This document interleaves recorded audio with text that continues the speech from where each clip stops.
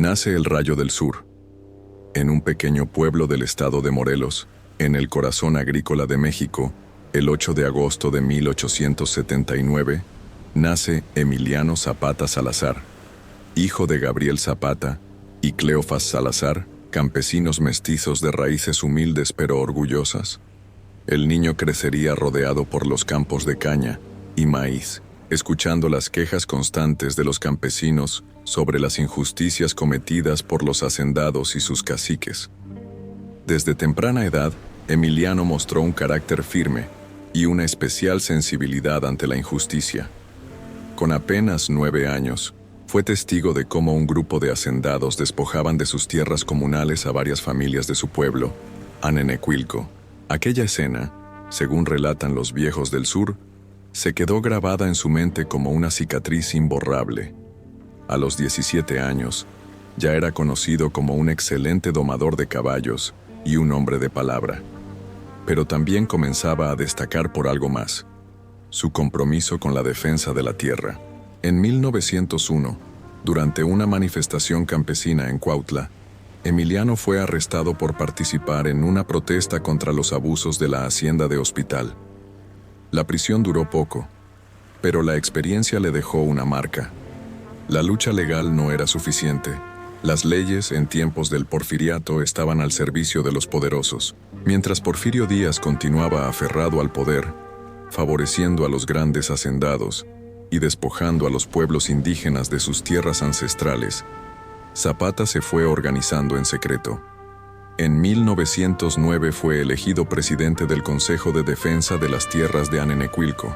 Desde esa posición, comenzó a recopilar títulos coloniales y antiguos documentos legales para demostrar que las tierras pertenecían legítimamente a los campesinos. Pero todo esfuerzo legal fue inútil.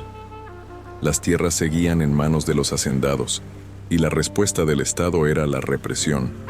Fue entonces, en 1910, cuando estalla la chispa que lo cambiaría todo. Francisco I. Madero lanza el Plan de San Luis, llamando a los mexicanos a levantarse en armas contra el dictador Porfirio Díaz. Emiliano ve en esta convocatoria una esperanza.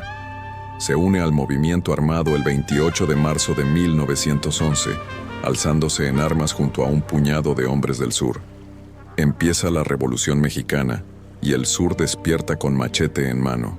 Las primeras acciones de Zapata fueron rápidas y contundentes. Atacó las haciendas cercanas a Anenecuilco, liberando tierras, quemando documentos de propiedad ilegítimos y devolviendo el campo a los campesinos. Pronto, decenas de hombres se unieron a su causa. El nombre de Zapata empezó a correr por los pueblos de Morelos, como un susurro cargado de esperanza y coraje. En mayo de 1911, los zapatistas tomaron Cuautla tras una feroz batalla contra las fuerzas federales. Durante 6 días, los combates con los rurales, cuerpo élite del régimen porfirista, fueron brutales. Las calles quedaron cubiertas de sangre. Zapata, siempre al frente con su sombrero de ala ancha y su mirada penetrante, se ganó el respeto incluso de sus enemigos. La victoria de Cuautla fue decisiva. Obligó a Porfirio Díaz a renunciar y exiliarse en Francia. Pero la paz no duraría. Madero llegó al poder, pero no cumplió con las promesas de devolver la tierra. Zapata, frustrado, trató de dialogar, pero fue ignorado. Ante la traición del nuevo presidente, redactó el famoso Plan de Ayala el 28 de noviembre de 1911, en el que desconocía a Madero y lo acusaba de haber traicionado los ideales de la revolución.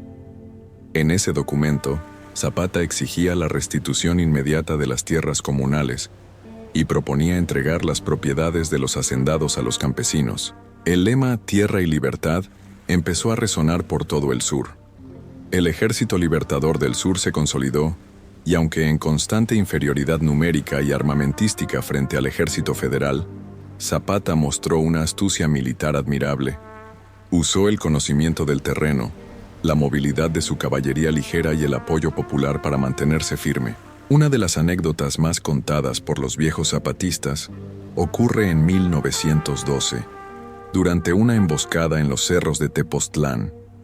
Las tropas federales intentaron rodear a los hombres del sur, pero Emiliano, disfrazado de arriero y con apenas 5 acompañantes, logró pasar entre las filas enemigas, desorientarlas y lanzar un contraataque sorpresa que los obligó a retirarse.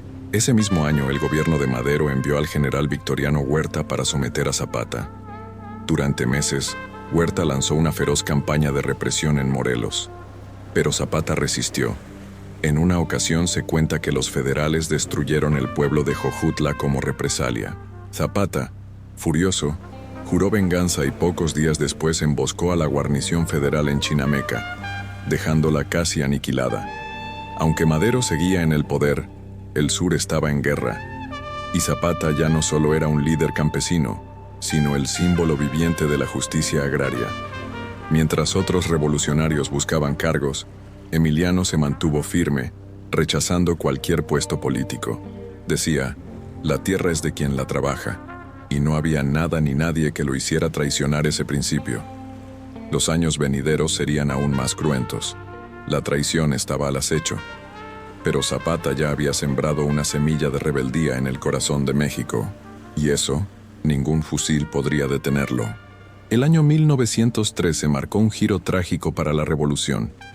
En un oscuro episodio conocido como la Decena Trágica, el presidente Francisco I. Madero fue traicionado, derrocado y finalmente asesinado por Victoriano Huerta, el mismo general que había sido enviado a combatir a Zapata. Con este acto de perfidia, Huerta se proclamó dictador, sumiendo al país en una nueva etapa de violencia y caos.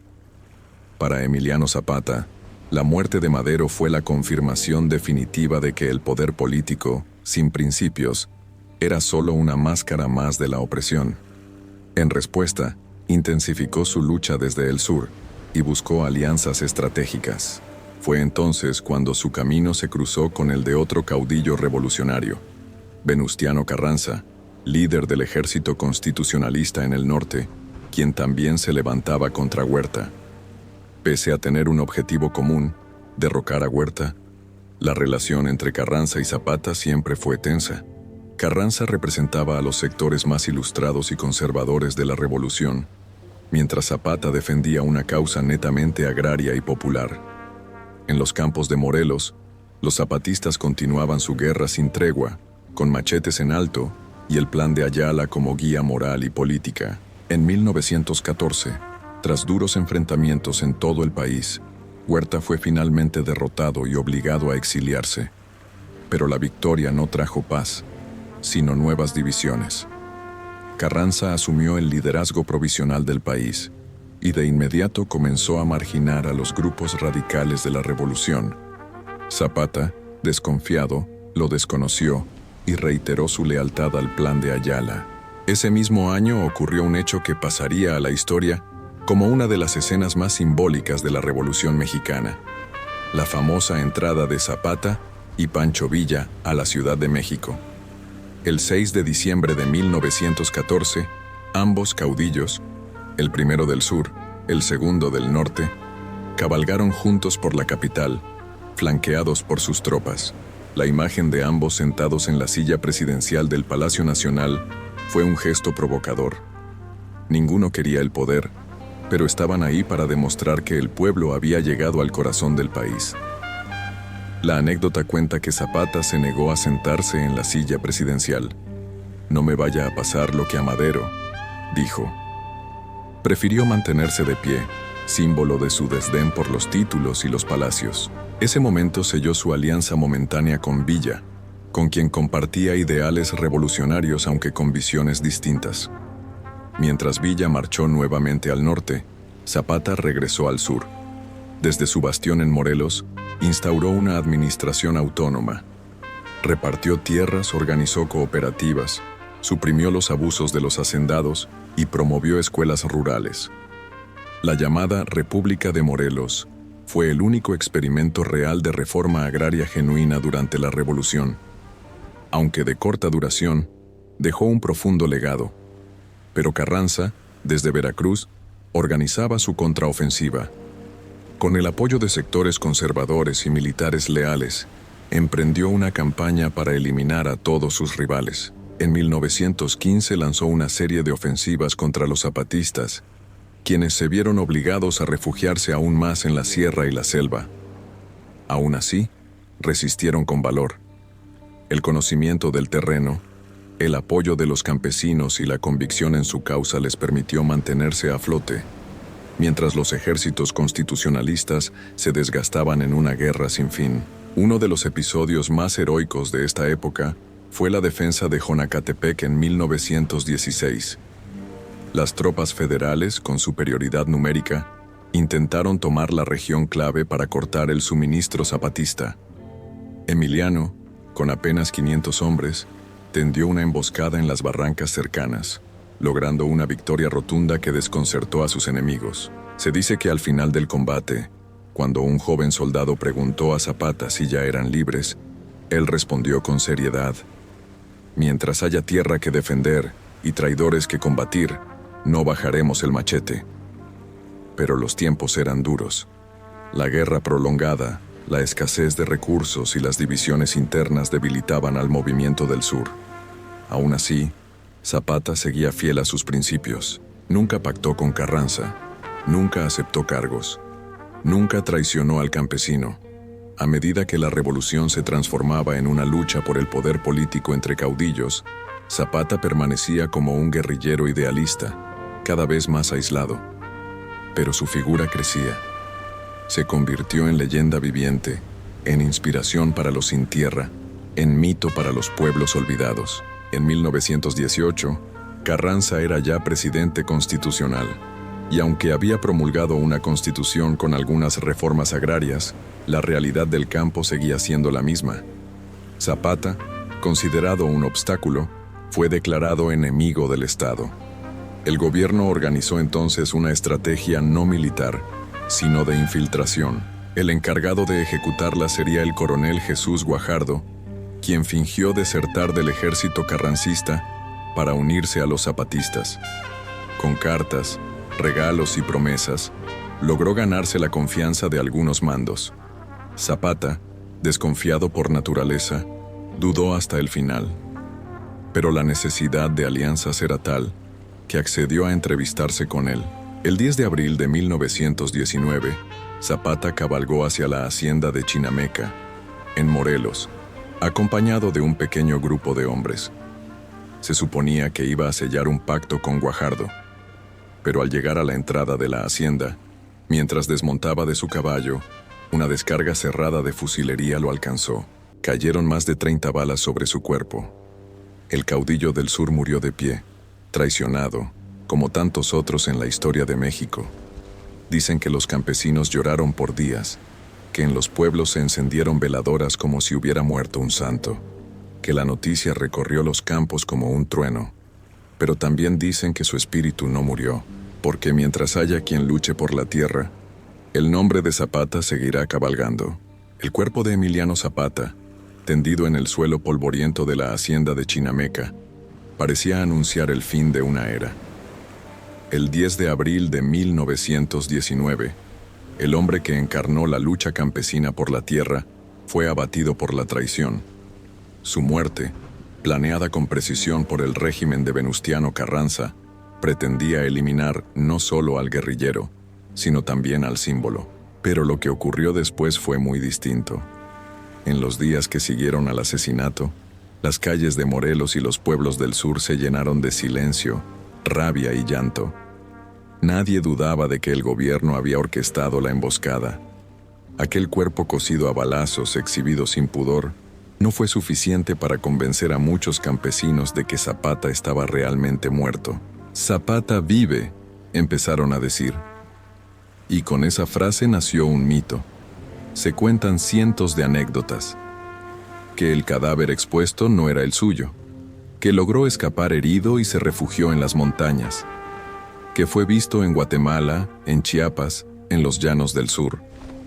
Otros afirmaban que había muerto, sí, pero que su espíritu había quedado atrapado en los surcos de la tierra, ayudando a los campesinos a sembrar. Incluso hoy, en los pueblos de Morelos, todavía hay quienes dejan un plato de comida en el altar para el general. Pero más allá de las leyendas, la realidad fue dura. Tras la muerte de Zapata, el Ejército Libertador del Sur quedó herido, aunque no del todo vencido. Varios de sus principales mandos, como Genovevo de la O y Gildardo Magaña, continuaron la lucha durante algunos meses. Sin embargo, la falta de recursos, el cansancio acumulado y la pérdida del líder moral minaron la resistencia. Carranza, por su parte, creyó haber eliminado al último gran obstáculo, pero el fantasma de Zapata lo persiguió. En 1920, tan solo un año después del asesinato de Emiliano, Carranza fue derrocado y asesinado en una emboscada. Su ambición, sus traiciones y su negativa a cumplir con las demandas del pueblo lo condenaron. La revolución se tragaba a sus hijos, uno por uno. La bandera zapatista no se perdió. Fue retomada por líderes campesinos locales, quienes, con escasos medios, continuaron exigiendo justicia agraria. Muchos de ellos murieron en la clandestinidad, mientras otros se integraron en nuevos movimientos sociales. La semilla había sido plantada, y aunque no floreció de inmediato, nunca dejó de germinar bajo la tierra.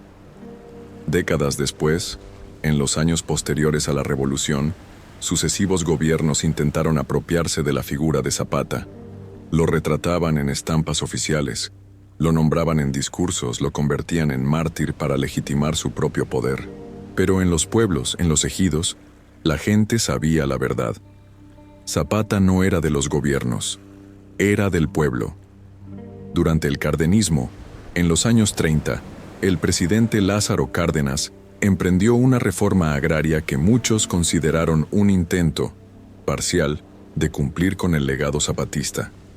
Repartió tierras, apoyó a los campesinos y reconoció públicamente el Plan de Ayala. Incluso, en 1935, organizó un homenaje en Morelos con campesinos veteranos. Fue uno de los pocos presidentes que recibió el respeto de los viejos combatientes del sur. Anecdóticamente, durante esa ceremonia, un anciano exzapatista se acercó a Cárdenas y le dijo: «Usted ha hecho por nosotros más que muchos, pero nunca olvide que esto lo empezó Emiliano, y por él estamos aquí». Esa frase se convirtió en un recordatorio eterno de que el general del sur no había muerto en vano. En la cultura popular, Zapata se volvió leyenda. Surgieron corridos, poemas, obras de teatro y más tarde películas.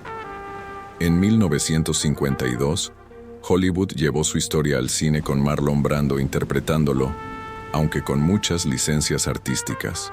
En México, su rostro de mirada dura y bigote recio empezó a aparecer en murales de Diego Rivera, en carteles revolucionarios y en cuadernos escolares. Pero más allá del símbolo, quedaba su mensaje: tierra y libertad. En 1994, ya entrado el siglo XXI, una nueva rebelión tomó su nombre. El Ejército Zapatista de Liberación Nacional, encabezado por el subcomandante Marcos, se alzó en armas en Chiapas. Los nuevos zapatistas, indígenas mayas y campesinos pobres, no solo reclamaban tierra, sino dignidad, y lo hacían bajo el nombre de Emiliano. Fue un eco poderoso. Casi un siglo después de su muerte, el nombre de Zapata volvía a estar en boca de los pobres. El lema, Zapata vive, la lucha sigue, se convirtió en consigna. Para muchos jóvenes y activistas, Zapata no era un personaje del pasado, sino una llama viva que iluminaba nuevas luchas. En los pueblos de Morelos, todavía se celebran fiestas en su honor. En Anenecuilco, su casa natal, es ahora un museo. Los campesinos pasan frente a su retrato con respeto, como si pasaran ante un altar. Le rezan no como a un santo, sino como a un hermano que nunca abandonó la causa. Y cada 10 de abril, al amanecer, las comunidades indígenas y campesinas lo recuerdan.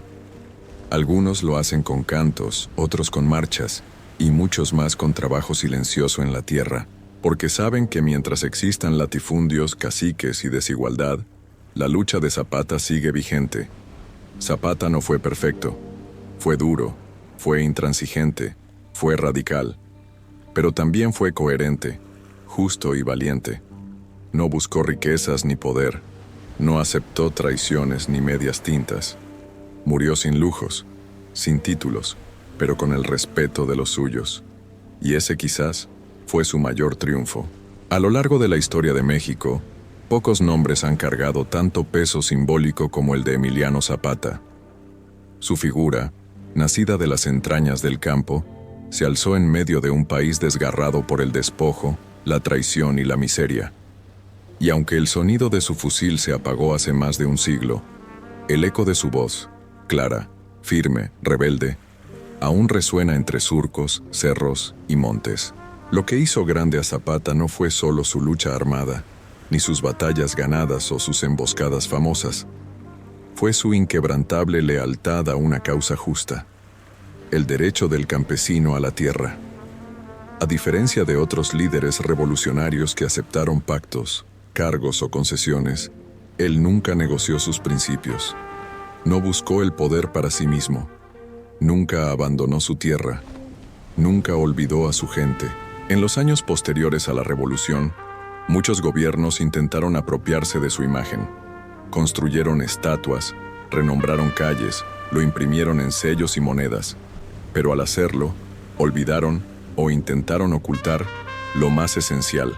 Zapata fue un insurgente, un rebelde, un enemigo de los poderosos, un hombre que murió combatiendo a un sistema que aún hoy, bajo otras formas, sigue vigente. Su legado, sin embargo, no quedó en el bronce de las estatuas ni en los discursos oficiales. Vivió y vive en cada parcela recuperada, en cada ejido defendido, en cada campesino que exige su derecho a sembrar, en las comunidades indígenas que luchan contra megaproyectos destructivos, en los movimientos sociales que enarbolan su bandera, en los que saben que sin tierra no hay libertad. Hoy, más de 100 años después de su muerte, el rostro de Zapata sigue apareciendo en marchas, muros y pancartas. Lo pintan con mirada decidida, con el sombrero ancho, el bigote espeso, el cinturón cruzado por balas, pero sobre todo, lo pintan con una palabra que resume su existencia: dignidad.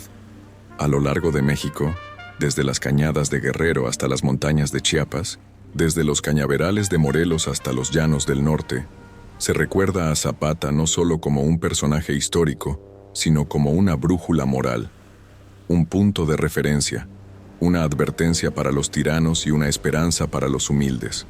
Se cuentan aún muchas historias, algunas reales, otras nacidas de la tradición oral, de los abuelos que vivieron aquellos años de pólvora y sueños. Una de ellas narra que, en los últimos días de su vida, Zapata se refugió en la sierra y caminaba solo, meditando. Un joven campesino lo encontró sentado en una roca, observando el valle. Al verlo preocupado, el muchacho le preguntó: «General, ¿cree que algún día todo esto será de nosotros?». Zapata respondió sin voltear: «Solo si nunca dejamos de pelear por ello». Esa frase sencilla y poderosa resume toda su lucha. En Anenecuilco, su pueblo natal, los días avanzan lentos. El sol cae igual que hace más de un siglo. Las milpas crecen, las gallinas escarban la tierra. En una casa sencilla de adobe convertida en museo, reposan objetos de su vida. Una silla de montar, un rifle oxidado, una carta escrita de puño y letra. Y afuera, sobre la entrada, una inscripción dice: «Aquí nació Emiliano Zapata, el caudillo del sur». Pero el verdadero museo de Zapata no está ahí. Está vivo, en los pueblos que aún resisten, en los niños que aprenden su nombre, en las manos callosas que siembran esperanza, porque Zapata, más que un hombre, fue una semilla. Y las semillas no mueren, solo esperan su tiempo para brotar de nuevo. Así termina esta historia, no con un final, sino con una promesa. Mientras haya injusticia, mientras haya tierra sin repartir, mientras el poderoso humille al pobre, alguien recordará al hombre de sombrero ancho y machete al cinto. Y en algún lugar de México, cuando el viento cruce los campos, se oirá su voz como un susurro: «Tierra y libertad».